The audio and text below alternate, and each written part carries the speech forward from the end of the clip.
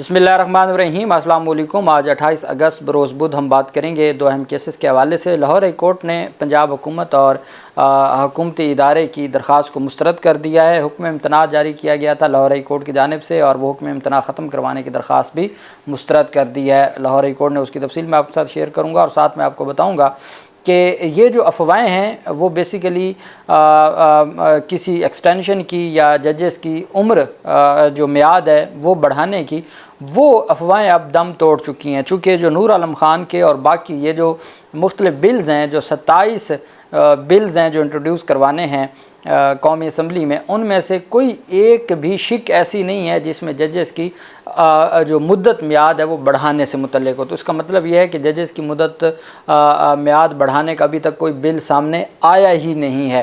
फिर एक तरफ काजी फाजिसा साहब की एक्सटेंशन से मुतल्लिक एक ख़त लिखा गया है, एक दरख्वास्त दी गई है स्पीकर कौमी असम्बली को, वो भी मैं आपके साथ शेयर करूँगा।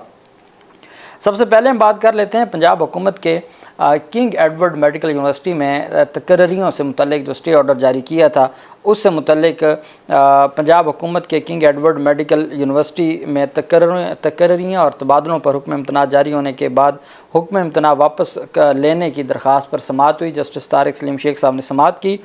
Vice chancellor king Edward medical university professor Mahmood Ayaz साहब अपने वकला के हमरा पेश हुए।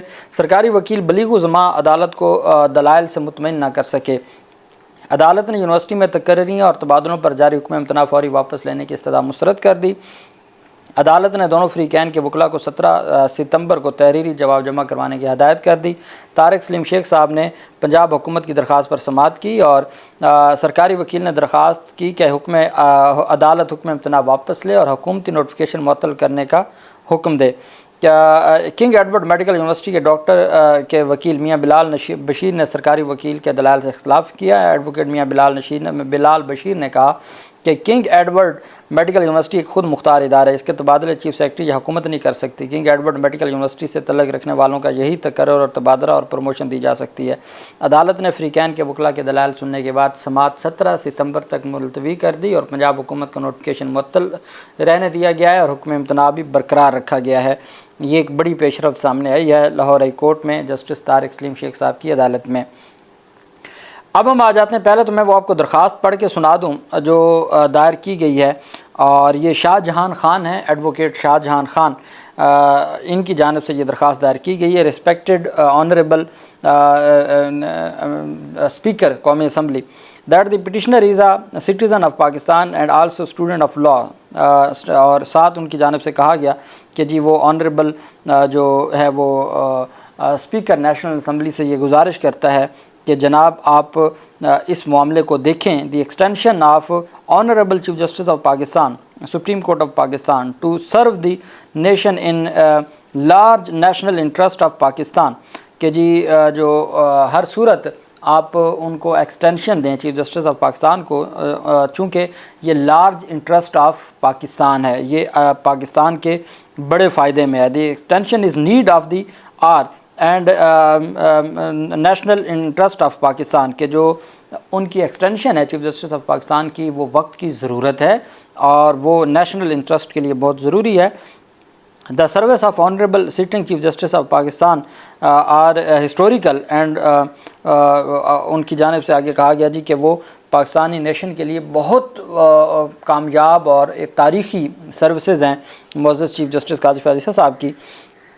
Pakistan needs his services for a period of 3 years, और जो मज़ीद 3 साल की उनकी जो सर्विसेज हैं वो पाकिस्तान को चाहिए और for a period of 3 years, और उसी में जो लार्ज नेशनल इंटरेस्ट है पाकिस्तान का। आगे उन्होंने प्रेयर की है जी कि अगर कोई ऐसा बिल पेश किया जाता है तो उसको फौरी मंजूर किया जाए और कम से कम 3 साल की एक्सटेंशन दी जाए मुअज़्ज़ज़ चीफ जस्टिस काजी फाजिसा साहब को।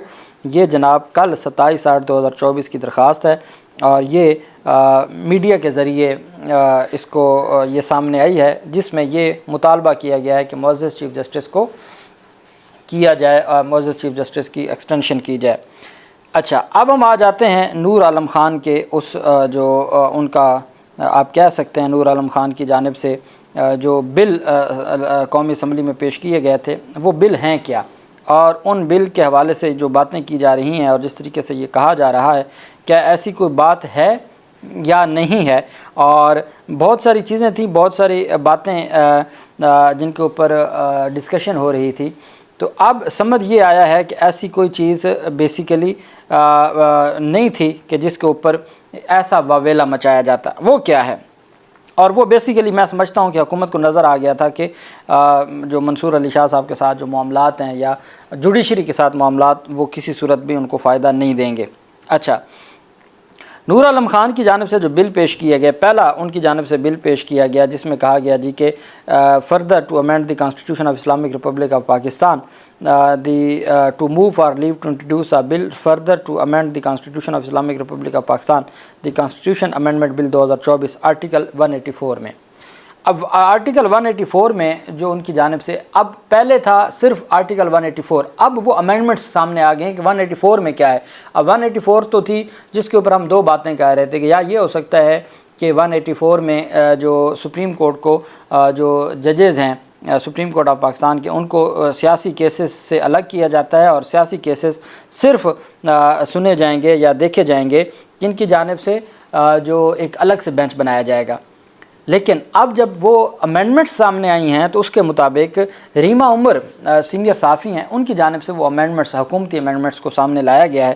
وہ کہتی ہیں کہ 184 جو 3 میں امینڈمنٹ کی جا رہی ہے جو نور عالم خان نے پروپوز کی ہے، ٹو پرووائڈ ایٹ لیسٹ 9 ججز hear such matters and to provide appeal by a larger bench, جس میں یہ کہا گیا ہے کہ جو بھی ایسے معاملات ہوں گے جس میں کوئی اہم آئینی نکات ہوں گے تو 9 رکنی بینچ ہونا چاہیے اور اس کی اپیل پھر اس سے زیادہ لارجر بینچ سنیں، کم از کم 9 جج ہوں اور پھر لارجر بینچ اس کی اپیل سنیں. یہ ان کی جانب سے ایک امینڈمنٹ 184 میں جو امینڈمنٹ اب تک کی آئی ہے وہ صرف اتنی ہے جو پروپوزڈ ہے کہ جی وہ کوئی بھی اہم معاملہ ہو اس کو 9 جج سنیں اور اس کی جو اپیل ہے وہ لارجر بینچ سنیں.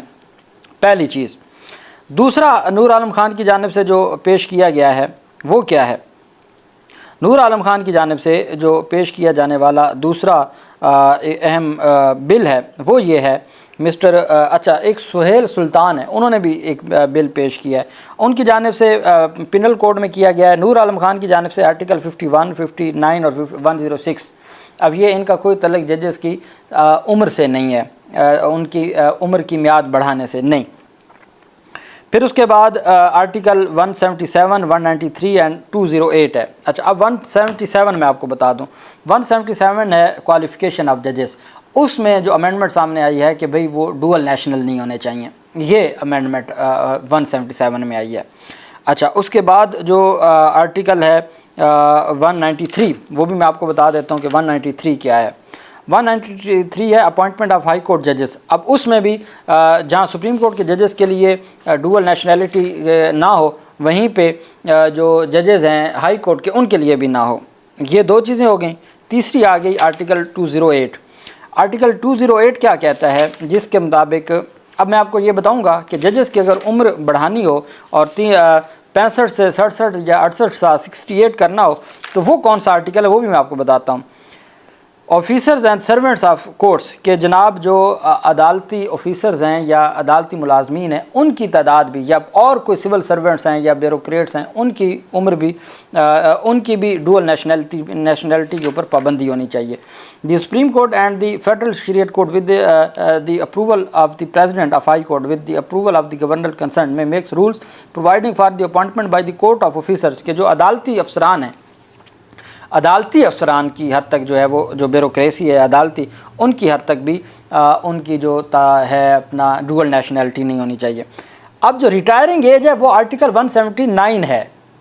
179 ابھی تک کہیں پہ، اب 179 میں عمر بڑھائیں گے تو ایکسٹینشن ایک طرح کی سمجھی جائے گی نا.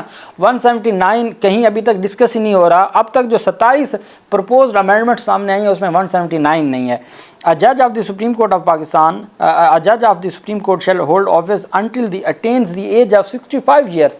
unless the sooner resigns or is removed from office in accordance with the constitution, کہ 65 سال ہے اس کی عمر اور 65 سال میں اس نے ریٹائر ہو جانا ہے. جیسے معزز چیف جسٹس غازی فیصل صاحب اکتوبر میں 16-17 اکتوبر کو 65 سال کی ان کی عمر مکمل ہو جائے گی, تو اس کے بعد وہ ریٹائر ہو جائیں گے, یا اس سے پہلے وہ ان کو کوئی ریموو کرے یا وہ ریزائن کر جائیں, جیسے جو سابق جسٹس نے کیا, ان کو ریموو کیا گیا مظاہر نقوی کو, اور دوسرے جج صاحب نے اعجاز الحسن صاحب نے ریٹائرمنٹ لے لی. تو لیکن 65 ایئر بس ختم. اب 179 کہیں بھی نہیں ہے. یہ 27 میں نے پڑھی ہیں, ان 27 میں کہیں بھی ایسی چیز نہیں ہے کہ جس میں یہ کہا جائے کہ ججز کی جو عمر ہے اس میں توسیع. اس کا مطلب یہ ہوا کہ یہ باتیں گردش ضرور کر رہی ہیں اور افواہیں ضرور تھیں اور مشکوک قسم کی سٹیٹمنٹس حکومتی لوگوں کی بھی ضرور آئی ہیں, لیکن اس وقت تک, اور یہ بھی امینڈمنٹس ابھی تک سامنے نہیں آئیں, یہ آئینی ترمیم بھی ابھی تک. اب اس میں ایک سب سے اہم چیز ہے آرٹیکل 51, اور وہ ہے مخصوص نشستوں سے متعلق. مخصوص نشستوں میں وہ واضح کرنا چاہتے ہیں, اور جو ایمبیگوٹی ہے وہ سپریم کورٹ آف پاکستان کے فیصلے کو غیر مؤثر کرنے کے لیے آرٹیکل 51 کو اس میں کرنا چاہتے ہیں.